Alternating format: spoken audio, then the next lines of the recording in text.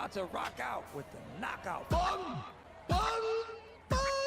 Hello and welcome. Today I'm reviewing the recently released arcade basketball game NBA The Run on PlayStation 5. Hit the too long didn't read chapter below if you want a quick wrap up of the review and final thoughts. For the whole 9 yards, let's continue. I didn't know this game was releasing until a little while before it dropped, so I was pretty excited when I found out. I had an interest in this game as a big fan of not only the NBA Street series, but the EA Sports Street series in general. Just feels like since then there hasn't been an arcade basketball game that quite nailed that unique feeling and balance between style and substance that the NBA Street series nailed. What is NBA The Run? It's an arcade basketball game released on multiple platforms that uses the likeness of real-world NBA athletes and puts them in 3v3 stylized basketball matches, where they compete in 4-match tournaments with randomized rules to become champion. Before we get into it, I do want to mention that I will be referring back to an interview published on NBA.com. This interview was with the CEO and creative director of Play by Play Studios, the devs for the NBA The Run game. In it, they speak a bit about their rationale for certain design choices and the influences that shape their creative decisions and what they're hoping players experience with their game. This is great to refer to as it sheds light on their thought process, and I'm a huge fan of trying to understand dev choices when I'm reviewing a game. I'll link the article in the description below if you'd like to read through yourself at some point. Beginning with gameplay, as expected for an arcade sports game, the gameplay is pretty straightforward. You jump on the court and mess with the controls for a few moments and you'll figure out the basics. That's enough to be able to get through playing a match, and from there you can slowly improve over time. This is an approach that they mentioned in the interview. They wanted this game to be easy for newcomers to be able to pick up and immediately have fun with the game. I'm a fan of accessibility, so I like this approach. The main focus with gameplay is offense, doing tricks or making incredible shots or dunks. Dunks feel the most satisfying out of all of them. It's satisfying when your player is soaring through the air before slamming that rim. Surprisingly, I didn't find making 3-point shots to be as satisfying. This surprised me. I think part of that is the timing felt a little weird to me at least. There were times when I made a shot that I thought I timed late but would actually be money and turn my ball into fire. Other shots I felt the timing was spot on but resulted in hitting the rim and missing. That might be a mere issue, but with the popularity of the 3-point shot in today's NBA, I'd assume that this would be the shot you'd really want to nail the feeling of above all else. The spectacle side of offense does decently well. Seeing players jump super high to make rim-shaking dunks looks cool. Doing tricks when you're handling the ball is okay. It's not terrible, but nothing amazing out of this world. The game feels like it doesn't encourage doing tricks and moves too much in a way. At most you can only get maybe 3 trick moves when you've got the ball before being at risk of a steal or shove. However, the most effective thing to do is move the ball quickly up court for an advantageous shot or moving erratically to throw off your opponent. This doesn't include any tricks or skill moves, but just making your player stutter and jitter. So a lot of games come down to that loop: move the ball quickly, score quickly, and try to shove or steal quickly and repeat. The game feels like it's streamlined a lot of the offense so that you can get the most out of it without having to do much. Did mention that I am a fan of accessibility, but I feel they may have streamlined this a bit too much. There are some things that take a bit more effort to learn to pull off: put back dunks, initiating alley-oops, a dunk off the backboard to yourself, and all of this you'll naturally pick up over time. Defense is likewise straightforward. You can perform blocks and steals and even shove other players around so you can make them fail to catch a pass or even drop the ball. Defense doesn't have as much scope as offense in terms of what you can do. For example, there's no real way to intercept the ball or swat a ball if you make a read on an opponent's pass. There is a mechanic in the run called In the Zone. Your player will do things on the court which contribute points to the zone ability bar, and once full you can activate it to give your player a zone ability for a limited time. The cool thing about zone abilities is that not every ability is the same. Each player will have a different zone ability. They're not all unique, so some players will share the same one, and generally speaking they fit the reputation and style for the player well. For example, Anthony Edwards has the zone ability Posterizer, which increases his dunk ratings and increases his chances to posterize opponents, and if you watch the NBA, Anthony Edwards is known for some hardy posterizers on other players. The interview also mentions that they wanted to try and make each player feel different so that they're not all the same. Generally speaking, I think that works. They used the example they gave with Steph being good with threes but maybe struggling to compete with elite dunkers at the rim. On a maybe more sub-role level, I was looking for a bit more room for skill expression. For example, Steph may be automatic with off-dribble threes, but then maybe James Harden is better on the step-back threes. Instead, anyone great at threes is just great at threes. The other thing I think is missing in the game is that some playstyles aren't made for this game. For example, we do have players that have great passing skills, however there's no real way to change the way you pass. A pass is a pass. There's nowhere to throw a bullet pass or a bounce pass or even intentionally throw a stylish pass. I wanted to have this playstyle more where I put players into gaps or look to draw defenders before I kick out, but the game doesn't really facilitate that.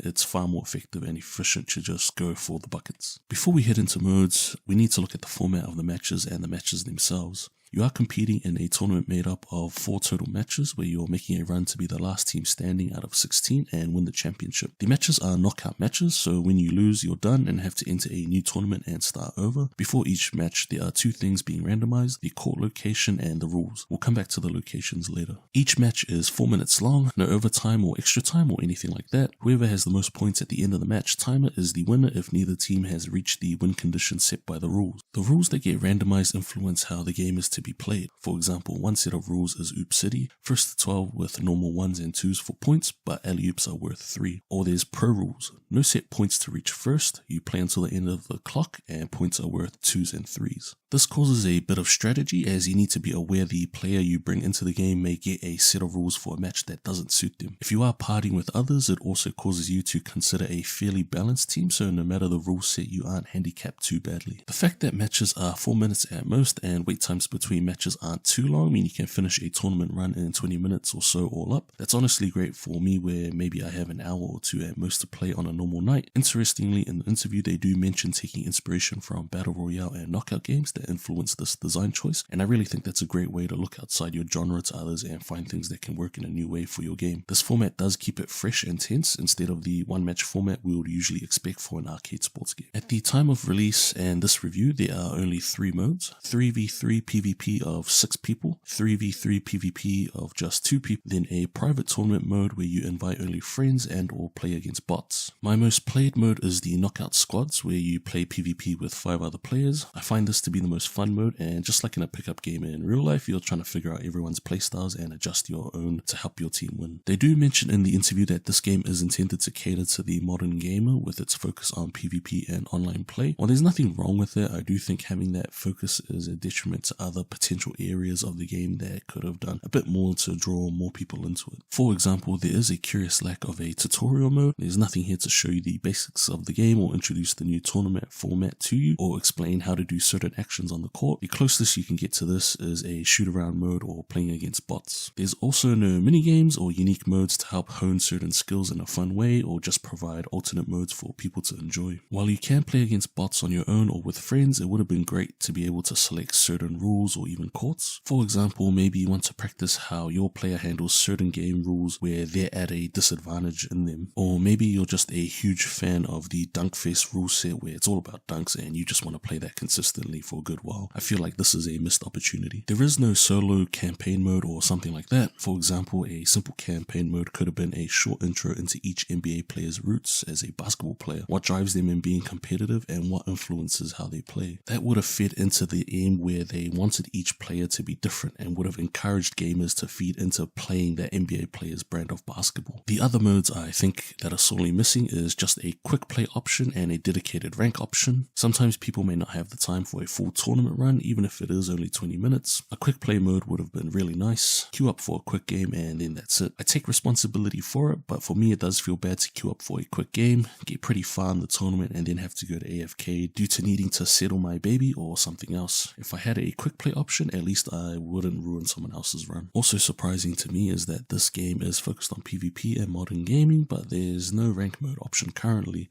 When I think of a modern multiplayer game that's online and competitive and by nature should be because this is a sports game, it's curious that there's no rank mode at the moment. Overall, I think the game is very light on modes. Even if they weren't going to do any solo or campaign modes, I think there are definitely some modes that should have been included that other PvP focused sports games released recently have, like quick play or more custom options for matches against bots, a tutorial mode or situation modes. As we segue into the visuals and aesthetics, there are some other things I do want to mention that affect the gameplay that have to do with visuals. First to start with is the camera positioning. Now, camera positioning is a tricky element for sports games in general, especially those that are more arcade-like, fast-paced or more stylized. They have to strike a good balance between visual clarity and dynamic presentation. The run doesn't quite strike that balance for me. me, the 3 camera angles we are given are the run camera angle, action camera angle, and the high camera angle. Each do something really well while also having a big disadvantage specific to it, so you can't really win with either option. The one I tend to use most is the run cam, particularly because it keeps all action in view most times and it's a bit easier to track everything in general. The downside to this camera is the depth perception might be a bit whack sometimes, which is depending on the individual playing, to be honest. This is expected with side-on sort of point of view cameras. This can mean you misjudge where your opponent is exactly, or you misalign yourself for a shove or steal attempt. The action cam is probably my least used camera angle. This camera point of view focuses more on whoever has the ball and what's going on. So if you don't have the ball, you may find yourself off screen often. Things can happen so fast you're trying to find where you are before you can even try and attempt to play defense or off ball. The high cam seems like the most logical option, as it would alleviate the depth perception issue and would cover most of the court, so you won't have yourself out of frame a lot of the time. However, the problem with this is the heads-up display blocks the top part of the court, so sometimes your opponents are taking shots in the corner obscured by the heads-up display. I rummaged around the settings and couldn't find an option to shrink the HUD or make it transparent while in camera mode so I could see where I was going or what I was trying to do on the top area of the court, which is a little frustrating as the game is so quick and fast. One area you can't afford to have obscure players is their vision and visual clarity. One option I do really love is the option to grayscale your opponents. This means that when you play a game, your opponents are all colored in solid gray to help you distinguish who is or isn't on your team. To help with that, you can also toggle names just for people on your team to further help you identify a player. Again, because this game is so quick and things happen fast, any option that helps with visual clarity is almost a necessity. Heading over to the aesthetics and style, this game has plenty of it. I like that they've used real world locations as courts for this game. We've got some really well-known parks and courts to play on like Rucker Park or Venice Beach. It is a shame you can't select particular courts to play on when you're playing against bots or practicing. Would be even cool to have a home court that is the default backdrop for your lobby when you start up the game. The interview mentions why they opted for real world locations over creating fictional and crazy ones like playing in space or whatever, and I like that they decided to go for this direction. Another little cool thing they did was to have players be in shirts or skins to differentiate each other. I don't know if this is original to this game, but it's cool they implemented something like this that people will do in real life in pickup games. I'm a bit 50-50 on the design choice specifically for the players. There's just something about it that I don't really like. It feels like it's halfway between cartoon-like and realistic-ish. I don't think the description that I just gave does what I mean justice, but it's the closest way I can get to expressing it. I kind of feel they should have leaned more to one side than the other. They mentioned wanting to go for a timeless look or feel, but I don't think it's a bad thing to have a look that ties to a specific moment in time. If anything, it helps embed that game in the minds of its player base. Like when I think back to NBA Street style and aesthetics, I'm immediately transported to a moment in time that I look back on fondly, where NBA Street Volume 2 was a game I really enjoyed. I do acknowledge a bit of bias here, but I can't help but think, well, the style, vibe, and aesthetics of this game impact players the same way than NBA Street did. I also like that the progression in the game and store purchases are more cosmetic. There's not really anything you can buy here to make your players stronger. There are alternative versions of players that have different stats, but that's about it. All purchases in the shop are made with in-game currency, which you earn by playing games, and the better that you do, the more coins you earn. So whether you're level 2 or level 30, all things being equal, it's really just your skill and how well your team plays that will determine the outcome. The cosmetics also give players some scope to express themselves a bit better. You have different dunks you can unlock to show how powerful your player is, or if you want to show a bit more flash instead. There are different outfits so your player can look more like they're about to play in the NBA or more like they're about to hit a pickup game in a park. I do wish there were some more options here for things like passes or tricks or moves to really customize your play into being really unique. The sound of the game is also pretty good when you're in one. There's music playing and sound effects when you're making buckets or a steal is made or someone gets blocked. The crowd also makes noises in reaction. Again, to be fair with these kinds of games, I don't really listen to the sound too much as I'm listening to something else most times like a podcast.